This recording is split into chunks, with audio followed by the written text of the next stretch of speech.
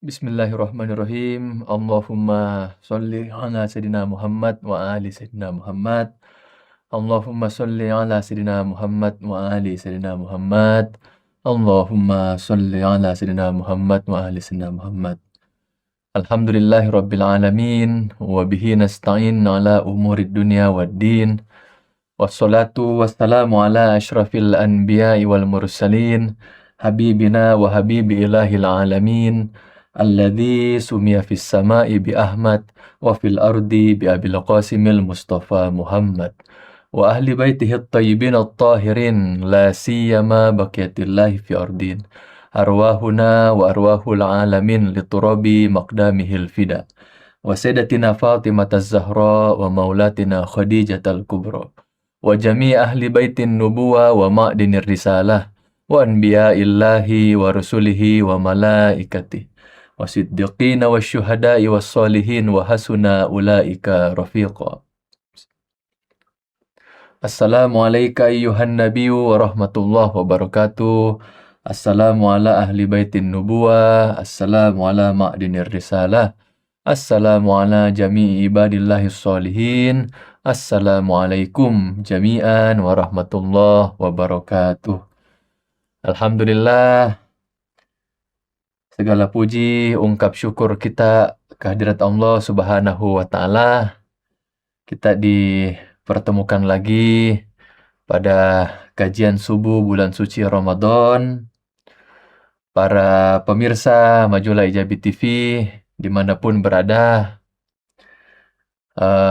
seperti tayangan-tayangan sebelumnya, para guru kita sudah membawakan hikmah-hikmah, keteladanan-keteladanan yang diajarkan oleh keluarga suci Nabi Muhammad sallallahu alaihi wasallam.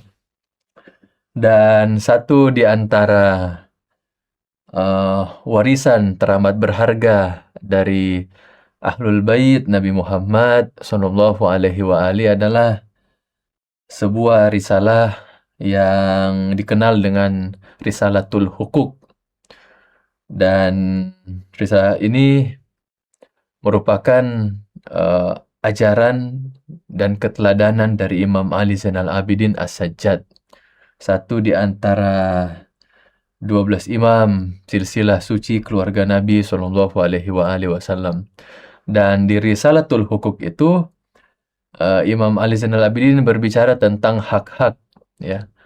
Hak terhadap sesama manusia, hak terhadap Tuhan, dan bahkan kepada hak terhadap diri kita sendiri dan apa-apa yang Allah Ta'ala amanahkan kepada kita, apa-apa yang Allah Ta'ala anugerahkan dan titipkan kepada kita. Nah, menarik kalau kita melihat Risalatul Hukuk itu, bahkan beliau menyampaikan misalnya hak pendengaran apa, hak telinga, ya. Nah, pada kesempatan kali ini saya akan membawakan atau berbagi sedikit tentang hak kaki dan bagaimana kaki itu dipandang dalam ajaran Ahlul Bait alaihi wassalatu wassalam. Mungkin selama ini kita mengetahui, ya, kaki itu seakan hanya fungsinya untuk berjalan saja atau berolahraga itu. Nah, izinkan saya membacakan ada dua teks, ya. Ada dua teks dari Ahlul Bait terkait kaki ini. Jadi bukan hanya Risalatul Hukuk, tapi juga ada yang lainnya, yaitu Misbah Asy-Syariah yang dinisbatkan kepada Imam Ja'far As-Shadiq. Dan di situ juga Imam Ja'far berbicara tentang kaki, tapi tidak menyebutnya sebagai hakur rijal, tapi zakatur rijal, ya, zakatnya kaki. Nah, kita mulai dari Imam Ali Zainal Abidin. Dalam Risalatul Hukuk disebutkan apa hak kaki itu. Wa haqqun rijlaika, dan hak kakimu adalah an la tamshi bihima ila ma la yahillu laka, Dan hak kakimu itu adalah kau tidak menggunakannya menuju hal-hal yang tidak dihalalkan bagimu atau yang Allah Ta'ala larang untukmu. Fafihima takifu ala sirat. Karena pada kedua kakimu itulah nanti kau akan digunakan untuk melewati as-sirat gitu. Fanzur an la yazullan bika fataradda finnar. Jadi Imam mengingatkan bahwa perhatikanlah jangan sampai kedua kakimu itu membuatmu tergelincir ya, tidak menggelincirkan dirimu sehingga engkau fataradda finnar sehingga kau terjatuh ke dalam neraka. Nah, jadi kaki itu bukan hanya untuk berjalan, bukan hanya untuk berolahraga, aktivitas keseharian, tetapi juga ada hak-hak kaki yang perlu dipenuhi. Nah, satu di antara hak terbesar kaki itu adalah tidak menggunakan kaki itu menuju ke tempat-tempat hal-hal yang tidak diridhoi Allah Subhanahu wa taala. Dan yang dimaksud menuju tempat-tempat yang tidak diridhoi Allah Subhanahu wa taala ini bukan hanya misalnya tempat-tempat maksiat ya atau tempat hiburan malam yang di situ ada unsur-unsur dosa yang diketahui masyarakat pada umumnya. Ya, misalnya tempat berjudi, tempat minum minuman keras, atau hal-hal yang lainnya, tempat perzinahan dan sebagainya. Nah, tapi juga yang dimaksud di sini adalah apapun yang membuat nilai seseorang itu, apapun yang membuat perjalanan rohani seseorang itu bisa terjatuh di hadapan Allah Subhanahu wa taala. Misalnya ya, majelis yang berisi gibah misalnya, ya. Kita tahu bahwa kalau ke tempat ini kemungkinan berdasarkan pola-pola sebelumnya, ya, berdasarkan kebiasaan sebelumnya, kita tahu bahwa, oh tempat ini atau orang ini kalau saya datengin, itu akan berpotensi ya, besar kemungkinan akan terjadi gibah di dalamnya. Nah, hal-hal itu juga termasuk yang dilarang dalam pembahasan tentang hak kaki ini. Dan bukan hanya itu, sebenarnya banyak hal-hal yang lainnya. Misalnya pergi ke mendatangi atau menggabungkan diri ke majelis-majelis atau tempat berkumpul yang di situ eee, apa namanya, eee,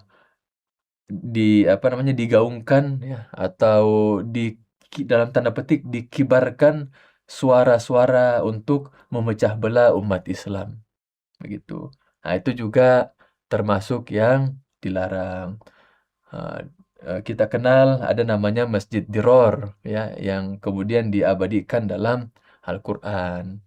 Nah, kenapa menjadi kecaman? Karena di tempat itu, ya, itu digunakan untuk memecah belah kaum muslimin, begitu. Jadi tempat-tempat yang di situ menimbulkan fitnah, menimbulkan, menyebarkan kebencian, nah itu juga sebaiknya dihindari. Itu dari Risalatul Hukuk, ya. Nah, tentu contoh-contoh lainnya ibu bapak, saya kira sudah tahu dengan, sendirinya ya, banyak contoh-contoh dalam kehidupan ini.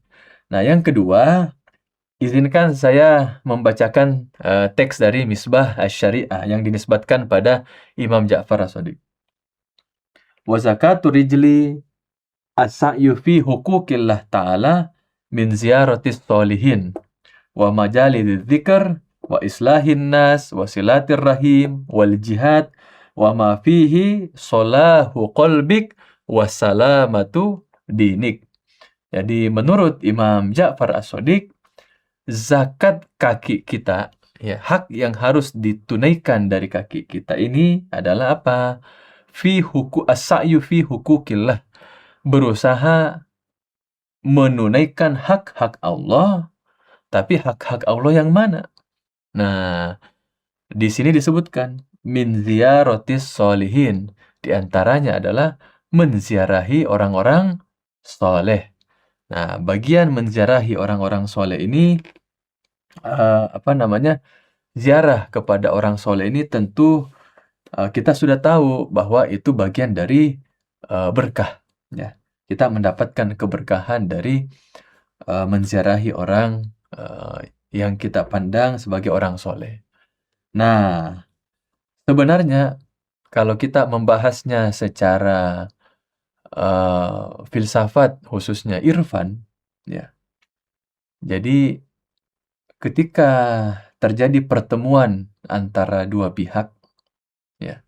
Ketika terjadi pertemuan antara dua pihak, sebenarnya yang terjadi itu bukan hanya apa namanya, bukan hanya pertemuan fisik sebenarnya, ya. Tetapi yang terjadi ketika apa namanya, pertemuan itu adalah bagaimana batin itu terpengaruhi, begitu. Jadi setiap orang bisa memancarkan aura batinnya. Setiap orang bisa memancarkan apa yang tersimpan dalam kolbunya, gitu. Jadi dengan siapa kita duduk, dengan siapa selama ini kita terpaut, dengan siapa selama ini kita bermajelis, dengan siapa kita selalu terhubung, itu sebenarnya secara bertahap dalam perspektif irfan itu mempengaruhi kualitas jiwa kita, mempengaruhi perjalanan ruhani kita, gitu.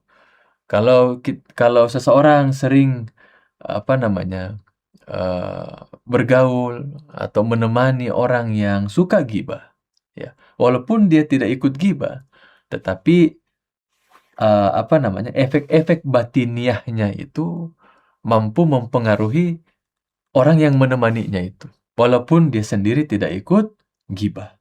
Jadi tuh kita perlu sadar bahwa ruh kita ini bisa terpengaruh, jiwa kita ini bisa terpengaruh dengan apa-apa yang ada di sekitar kita. Apalagi kalau keterpengaruhan itu, misalnya antara dua orang yang bertemu itu punya tendensi perasaan tertentu.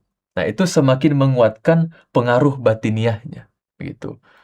Nah, itu salah satu yang kita pelajari dalam dunia irfan. Jadi pertemuan itu sebenarnya saling mempengaruhi secara batiniah, begitu. Bahkan seingat saya kata Ayatullah Muhammad Taqi Misbayasdi, ya, dalam salah satu kitabnya, kalau saya tidak salah judulnya, beliau mensyarah lah ya, beliau dalam suatu pembahasan mensyarah suatu hadis. Ayatullah Taqi Misbayasdi menyampaikan bahwa bagi orang yang selalu apa namanya, bagi orang yang selalu menghadiri pertemuan yang sia-sia, yang di dalamnya itu tidak mengandung maslahat, tidak mengandung kebaikan, ya, ya pertemuan sia-sia yang apa namanya membuang-buang waktu, ya. Apalagi di dalamnya ada percakapan yang tidak bermanfaat atau bahkan dosa. Nah, kata Ayatullah Taqi Misbayasdi, sekiranya orang itu sadar apa yang terjadi dalam batinnya, itu mungkin dia akan menyesali, ya, mendatangi pertemuan itu. Dan beliau menjelaskan bahwa yang terjadi sebenarnya adalah kemerosotan batin. Apa sih yang dimaksud kemerosotan batin di sini? Nah, kemerosotan batin itu adalah satu, redupnya cahaya ilahiyah dalam kolbu seseorang. Begitu. Jadi, ada hijab-hijab yang menghalangi diri seseorang. Dan hijab-hijab inilah dia akan menjadi penghalang yang apa namanya membatasi seseorang dari cahaya ilmu, pengetahuan dan ma'rifatullah itu. Gitu. Jadi walaupun mungkin dia tidak terlibat dalam percakapan itu, tetapi hadirnya dia di situ itu mempengaruhi kualitas batinnya, begitu. Nah, sekiranya dia sadar, kata Ayatullah Taqi Misbayasdi, dia akan melihat bahwa apa namanya, batinnya itu sedang mengalami kemerosotan, gitu. perjalanan rohaninya itu sedang mengalami penurunan, begitu. Seakan-akan ada hal-hal yang harus diulang kembali dalam suluknya itu, begitu. Jadi, selain terhalangnya seseorang dari cahaya ilmu, cahaya makrifat, cahaya pengetahuan juga bisa menyebabkan tingkat kepekaan rohani seseorang menjadi tumpul, begitu.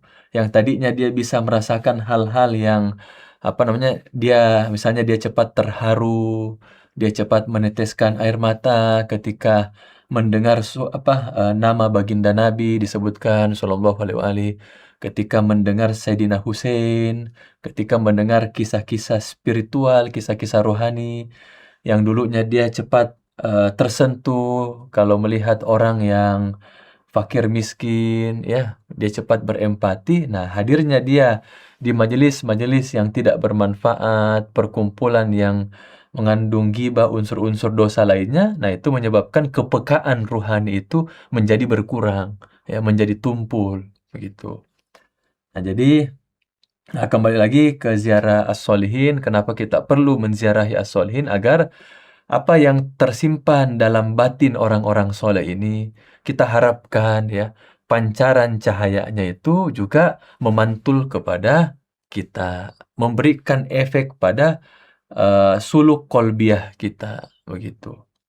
Dan tentu ziarah orang soleh ini ya selain mengunjungi ya, selain menziarahi, selain mendatangi, juga kita harapkan ya semoga dari pertemuan itu ada ilmu yang bisa kita dapatkan dari orang-orang soleh itu, asatidz kita, guru kita, para ulama kita, begitu. Karena duduknya kita dengan orang soleh dalam sebuah riwayat dari Imam Ali alaihissalam, duduknya kita bersama orang soleh itu mampu menyucikan diri kita, ya, menyucikan diri kita dan membuat ilmu kita semakin bertambah dan tingkat mawas diri itu semakin bertambah juga, ya. Tingkat kesadaran diri, ya, mawas diri itu semakin terjaga dengan bergabungnya kita dengan orang-orang soleh. Jadi duduknya kita, bergabungnya kita itu sebenarnya pada hakikatnya dalam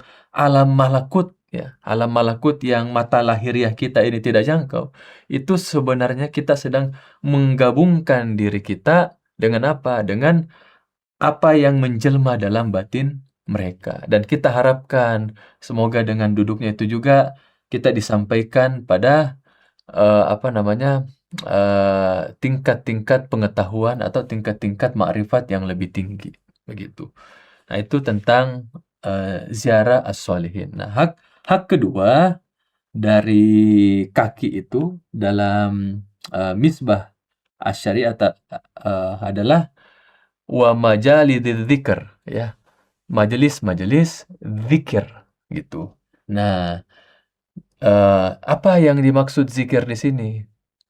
Dalam sebelum masuk ke situ, dalam riwayat ya, yang diriwayatkan oleh ulama hadis sunni yaitu Abu Ya'la dalam kitab Musnad Abi Ya'la, ada sebuah riwayat, ada sebuah hadis ya dari Rasulullah Shallallahu alaihi wasallam yang intinya ketika orang menghadiri satu majelis yang di dalamnya itu dihidupkan zikrullah, dihidupkan zikir kepada Allah.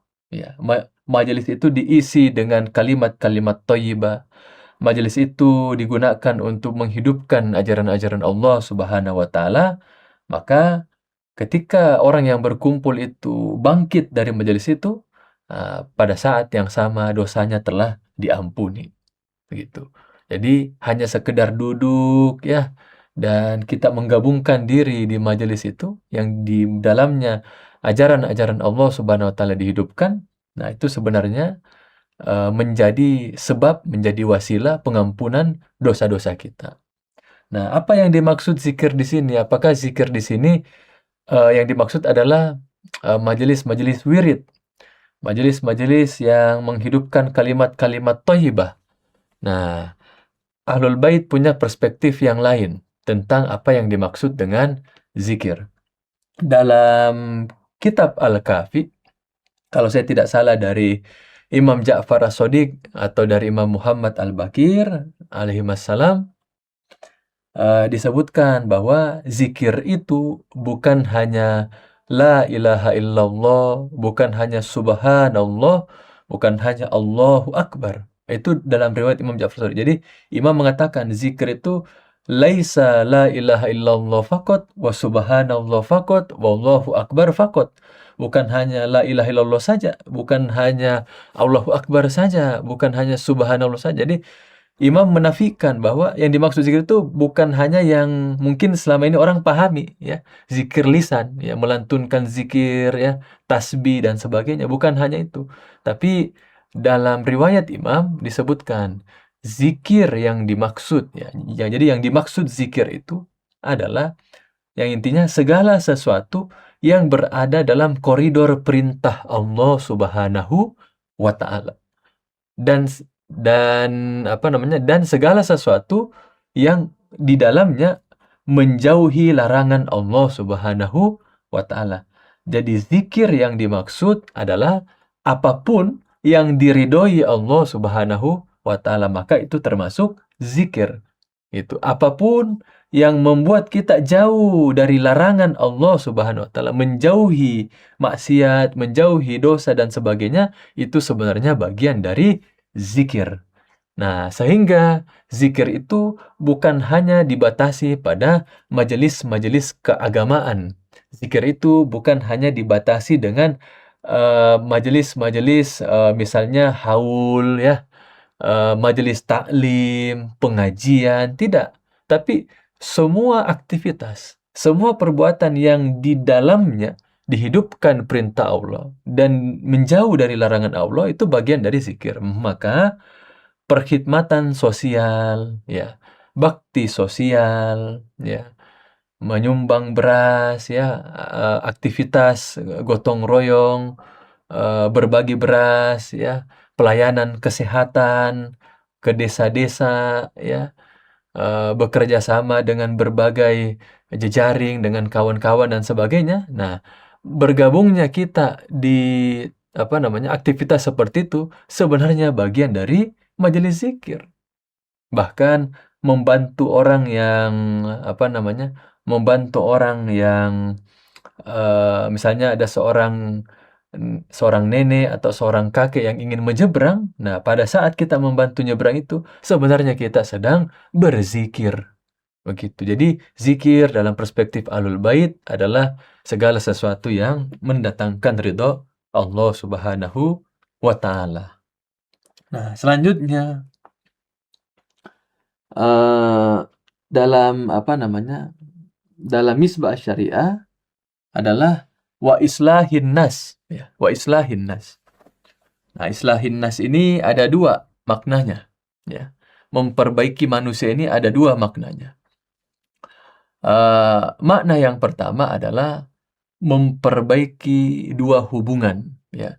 Memperbaiki dua pihak yang sedang berselisih, mendamaikan, ya, mendamaikan dua pihak yang sedang berselisih, gitu. Terkait mendamaikan dua pihak yang sedang berselisih ini juga dalam ajaran Ahlul Bait, dalam perspektif Ahlul Bait memiliki keutamaan yang sangat tinggi. Nah, misalnya dalam riwayat disebutkan bahwa dalam riwayat Ahlul Bait disebutkan ini shadaqatun yuhibbuhallah, ya. Sedekah yang dicintai Allah Subhanahu wa Ta'ala adalah islahun bainan nas idza tafasadu.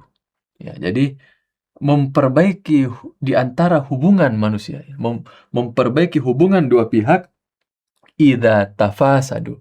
Ya, kalau mereka itu sudah saling merusak, ya, sudah saling perbuatan-perbuatan mereka itu sudah saling menyebabkan renggangnya hubungan.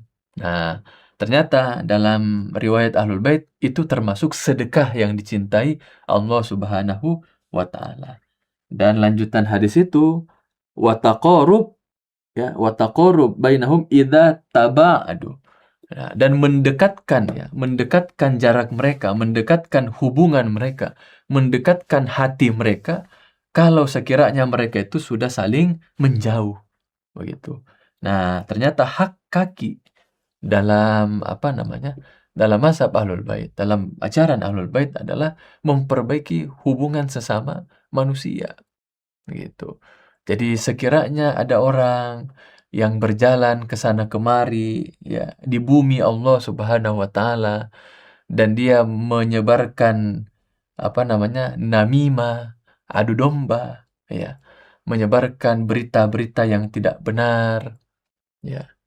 Sekalipun itu disampaikan di masjid, di rumah Allah Subhanahu wa taala. Nah, pada hakikatnya dia sedang melanggar hak kaki yang Allah Ta'ala titipkan kepada dia, begitu. Nah, itu tentang memperbaiki, mendamaikan hubungan dua pihak. Bahkan kalau kita lihat sejarah Imam Ahlul Bait alaihi wassalatu wassalam, ya, eh, ada sebuah kisah eh, yang diceritakan oleh muridnya Imam Ja'far Shadiq, ya, yaitu Mufaddal. Jadi satu saat Mufaddal ini berjalan melewati dua saudara yang sedang bertengkar, begitu. Eh, ada suatu yang menyebabkan mereka bertengkar. Nah, Mufaddal ini eh, apa namanya mendatangi dua orang itu yang sedang bertengkar itu, dan tanpa basa-basi, tanpa berpanjang lebar, Mufaddal kemudian mengeluarkan uang, ya, mengeluarkan uang. Nah, kenapa dia mengeluarkan uang? Karena ternyata dua pihak ini itu bertengkar terkait harta, begitu. Nah, kemudian Mufaddal menjadi penengah dengan cara memberikan masing-masing dua orang itu uang supaya mereka tidak bertengkar lagi.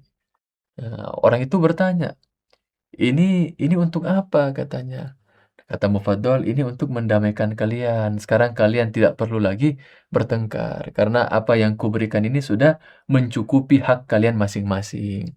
Dan setelah itu Mufaddal menjelaskan bahwa sebenarnya uang yang kuberikan kepada kalian ini untuk menyelesaikan pertengkaran kalian, agar kalian harmonis lagi, agar kalian berdamai lagi adalah itu sebenarnya titipan dari Imam Ja'far As-Shadiq, gitu.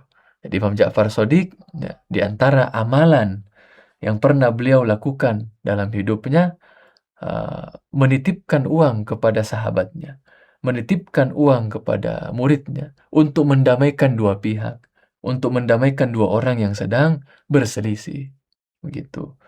Artinya saking pentingnya islah bainan nas itu sampai kita perlu mengorbankan harta, begitu. Nah, itu di antara teladan dari Ahlul Bait alaihimussalatu wassalam. Nah, makna kedua dari islah bainan nas ini adalah memperbaiki urusan-urusan kehidupan manusia, begitu ya. Kita terlibat dalam perkhidmatan ya. Ada hal-hal yang mungkin menurut kita di suatu tempat itu sedang tidak baik-baik saja. Nah, kita setidaknya punya kontribusi ya atau punya sumbangsi lah ya untuk untuk memperbaiki urusan-urusan kemanusiaan gitu. Dan sekarang satu di antara urusan kemanusiaan yang paling disoroti oleh dunia internasional, warga, masyarakat dunia saat ini adalah saudara-saudara kita di Palestina, begitu. Dan bersuaranya kita ya, kita terus mengingatkan melalui media sosial, menyebarkan gaung-gaung tentang Palestina ini ya, menyebarkan semangat kemerdekaan Palestina ini adalah bagian dari memperbaiki urusan-urusan kemanusiaan. Nah, selanjutnya dalam Misbah Asy-Syariah yaitu silah ar-rahim, ya, silah ar-rahim, silaturrahim. Jadi di antara hak kaki itu adalah silaturrahim. Nah, silaturrahim ini juga punya pemaknaan yang lebih luas dalam ajaran Ahlul Bait. Selama ini kita memaknai silaturrahim itu adalah mengunjungi saudara, ya, untuk memperkuat hubungan, ya, untuk menyambungkan hubungan. Itu betul, itu tidak salah. Tetapi dalam ajaran Ahlul Bait, silaturrahim juga punya makna yang lebih luas, ya, punya makna yang lebih luas. Jadi silaturahim itu dalam ajaran Ahlul Bait bukan hanya mengunjungi, ya, mengunjungi saudara, mengunjungi teman lama, ya, membangun lagi kembali hubungan, itu tentu bagus, itu tentu punya keberkahan tersendiri. Tetapi ada bentuk silaturahim yang diajarkan oleh Imam Musa Al-Kazim. Yaitu apa? Dalam riwayat disebutkan bahwa sebaik-baiknya, seutama-utamanya silaturahim adalah tidak menyakiti perasaan orang lain. Begitu. Boleh jadi ada orang yang sering bertemu, boleh jadi ada orang yang sering menemui rekannya, menemui kawannya, menemui keluarganya, tetapi dalam pertemuan-pertemuan itu diiringi dengan ucapan-ucapan yang menyakitkan, ya. Sindiran-sindiran yang menyakitkan, cara respon yang tidak elok, cara respon yang tidak beradab. Nah, walaupun dia sering berkunjung, atau walaupun dia sering bertemu, tetapi diiringi dengan hal-hal yang menyakitkan perasaan, sebenarnya itu tidak terhitung silaturahim, gitu. Karena syarat dari silaturahim atau seutama-utamanya silaturahim dalam ajaran atau riwayat Imam Musa Al-Kazim, Ahlul Bait alaihissalatu wassalam adalah tidak menyakiti perasaan orang lain. Kaful azah. Ya, kaful adha. Kaful azah itu artinya menahan diri dari mengganggu orang lain, mendatangkan gangguan kepada orang lain. Itu. Dan silaturahim juga, ya, dalam ajaran Ahlul Bait itu juga bisa diwujudkan dalam bentuk yang bahkan paling sederhana sekalipun, ya. Misalnya, dalam riwayat Imam Musa juga disebutkan bahwa sambunglah hubungan di antara kalian walaupun dengan seteguk air, begitu. Jadi memberikan seteguk air, ya, memberikan minuman, itu sebenarnya bagian dari menyambungkan silaturahim. Jadi itu pemaknaan yang lebih luas tentang silaturahim dari ajaran Ahlul Bait. Terus selanjutnya yaitu al-jihad, ya, tentu kita sudah sama-sama tahu di sini, yaitu jihad itu adalah upaya sungguh-sungguh ikhtiar kita. Nah, tetapi dalam kesempatan kali ini sini memberikan penekanan bahwa jihad itu bukan hanya bentuknya lahiriah. Jihad itu bukan hanya kita ke sana kemari melaksanakan tugas, ya, memenuhi hak dan kewajiban, tidak. Tapi, ya, jadi jihad itu bukan hanya pergerakan kita dari satu tempat ke tempat lain, dari satu aktivitas ke aktivitas lain. Tapi jihad juga, ya. Bagian dari jihad juga adalah bagaimana kita mampu mengontrol bisikan-bisikan batin kita. Apa yang terlintas dalam batin kita. Ya, misalnya contohnya adalah apa namanya? Kalau kita melihat ada seorang fakir miskin atau ada seorang yang tidak berkemampuan, ya, dan tidak boleh di dalam hati kita apa namanya menilai dia dari pakaiannya. Tidak boleh kita menganggap enteng dia, sekalipun itu hanya lintasan batin, bisikan dalam hati kita. Begitu. Kita tetap harus memandang manusia itu, ya, dengan pandangan yang tawadu, dengan pandangan yang takzim, pandangan yang mengagungkan, memuliakan. Kita harus melihat fuqara dan masakin, kita harus melihat orang yang mungkin, ya, dalam pandangan orang lain biasa-biasa saja, tidak memiliki kedudukan atau status sosial yang tinggi, ya, pakaiannya sederhana. ya, dan sebagainya. Nah, itu kita harus memandangnya dengan pandangan yang kerendah hatian, dan kita tidak boleh apa namanya menganggap oh ini orang yang hina, lihat itu pakaiannya, lihat itu sandalnya, begitu ya, kumuh dan sebagainya, tidak boleh ya. Nah, itu juga bagian dari jihad ya, mengontrol apa yang terlintas dalam benak kita. Itu sebenarnya satu di antara jihad yang paling afdol ya, mengontrol apa yang ada dalam sari roh kita, apa yang tersimpan dalam batin kita itu. Nah, lalu eh, di antara hak kaki itu adalah wa ma fihi solahu qalbik wa salamatu dinik. Dan di antara hak kaki itu adalah juga apa namanya, terlibat ya, terlibat dalam apa saja yang memperbaiki hati kita, apa saja yang mampu melembutkan hati kita, apa saja yang mampu membuat tingkat kepekaan hati kita itu menjadi lebih apa namanya, lebih terasah begitu ya. Jadi apa namanya, eee, misalnya makanya tidak semua apa namanya, tidak semua, ini menurut saya, tidak semua musik itu diharamkan ya. Tidak semua musik itu diharamkan. Ada musik-musik ya, ada musik-musik, ada lantunan-lantunan, ada nyanyian-nyanyian, ada syair-syair yang membuat batin kita itu ya menjadi terharu ya. Kita diingatkan pada perjuangan Nabi dan keluarganya, meningkatkan kerinduan kita, menambah kecintaan kita. Nah, menghadiri tempat-tempat yang apa, punya apa, lantunan musik-musik yang seperti itu pun sebenarnya bagian dari menunaikan hak kaki. Karena kalau dalam riwayat ini disebutkan, apa saja yang mampu memperbaiki hatimu, itu bagian dari zakatnya kaki, gitu. Jadi agama ini tidak boleh kita persempit dengan majelis keagamaan yang seperti dipahami orang pada umumnya, tidak.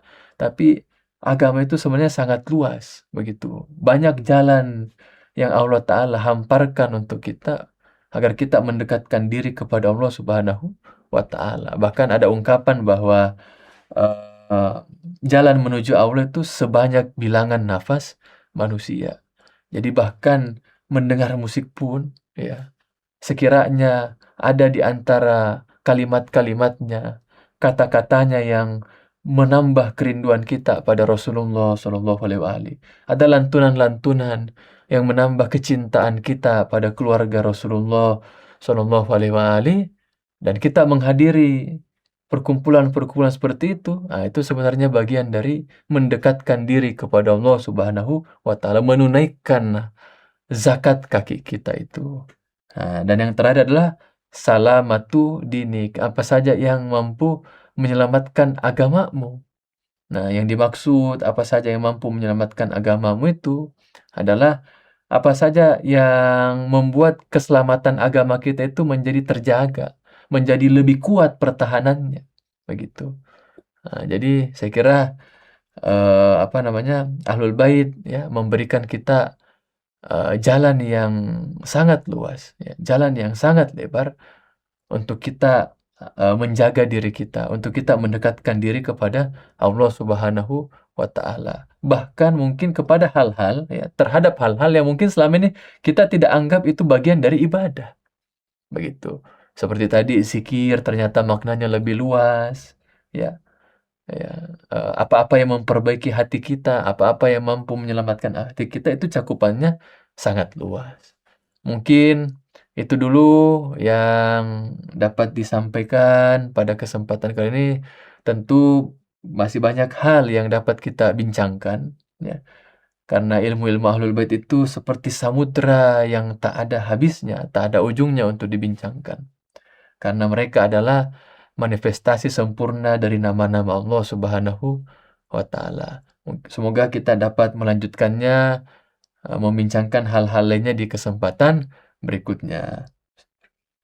Dan semoga semua umat Islam, muslimin, muslimat, mukminin dan mukminat, kita semua zahir dan batin kita seluruhnya semakin didekatkan kepada Allah Subhanahu wa taala, dan kita semua digabungkan dengan sebaik-baiknya, dengan seindah-indahnya bersama Rasulullah Shallallahu alaihi wasallam dan ahlul baitnya yang disucikan. Fi kulli syai'in zahiran wa batinan daiman abadan.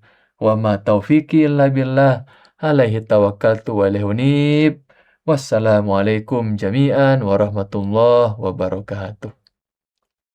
بسم الله الرحمن الرحيم اللهم صل على سيدنا محمد وآل سيدنا محمد اللهم قربني فيه إلى مرضاتك وجنبني فيه من سخطك ونقماتك ووفقني فيه لقراءة آياتك برحمتك يا أرحم الراحمين. Ya Allah, dekatkan aku di bulan ini pada keridhaan-Mu. Jauhkan aku di dalamnya dari kemurkaan dan kebencian-Mu. Bimbinglah aku dengan kasih-Mu untuk membaca ayat-ayat-Mu. Wahai yang Maha Pengasih dari segala yang mengasihi.